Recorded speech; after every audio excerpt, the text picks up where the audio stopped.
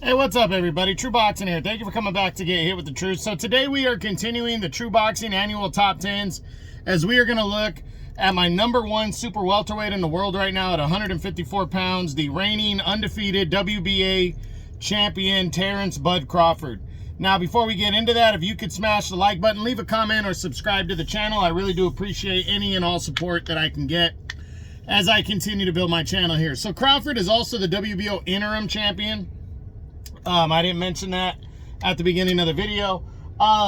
He enters this fight #1. He wasn't ranked last year, but we all knew that Crawford was planning to make a move to 154 most likely. You know, he had to deal with the potential rematch clause with Errol Spence, but once that fizzled out, he made his direction clear that he wanted Canelo Alvarez, so he wanted to begin his move.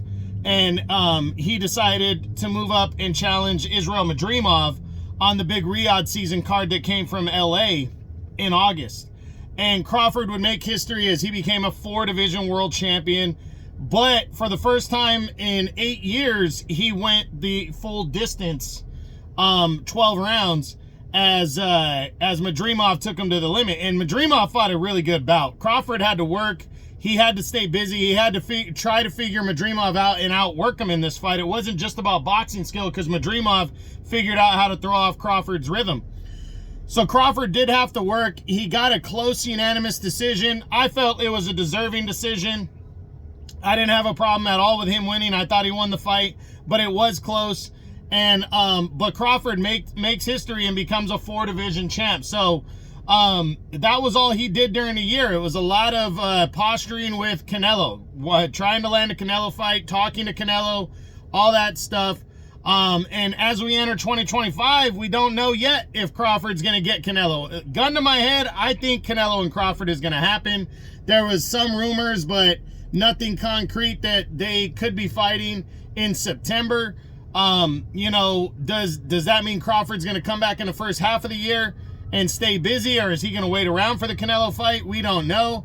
Again, I'm going to go out on a limb and say the fight's going to happen, but obviously it's not going to happen at 154, so we don't know how that's going to impact him as a world champion at 154. We know that he's also, as the interim champion, he's next in line for Sebastian Fundora, but he cleared the path for Fundora to fight Errol Spence, but the WBO came out and said, well, you can do that. We're going to allow Fundora to fight Spence and keep him as champ, but he has to fight you next, and our title is not on the line. So WBO title will not be on the line for Fundora and Spence. So it's going to be interesting to see what happens with him moving to 154. Moving up potentially to fight Canelo. Is the WBO going to allow him to stay in the mix?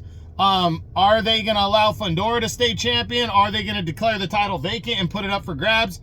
A lot of moving pieces with Crawford, but the one thing is for sure is he is #1, and if the Canelo fight doesn't happen, he has a ton of options because he's the top dog at 154.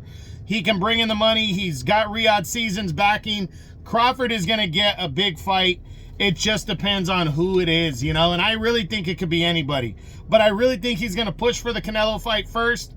And then if that falls through, then he's going to make a decision and fight somebody within the division as he tries to, what I think, unify and become undisputed in a 3rd weight class. That should be the goal if the Canelo fight doesn't happen, and I think it is. But I really think he's going to push hard for Canelo, and then we'll see what happens after that. Crawford now overall is 41-0 with 31 knockouts. He's 37 years old and still going strong. So we'll see what goes down this year, but he absolutely is the #1 super welterweight in the world with his resume and beating a top-tier guy like Madrimov, you know, in a wide-open division at the time. I think he absolutely is the #1 guy without question. So that's it. That's what I got. That is my #1 super welterweight in the world right now at 154 pounds, the reigning undefeated 4-division world champion, former 2-division undisputed champion, and the current WBA super welterweight champion of the world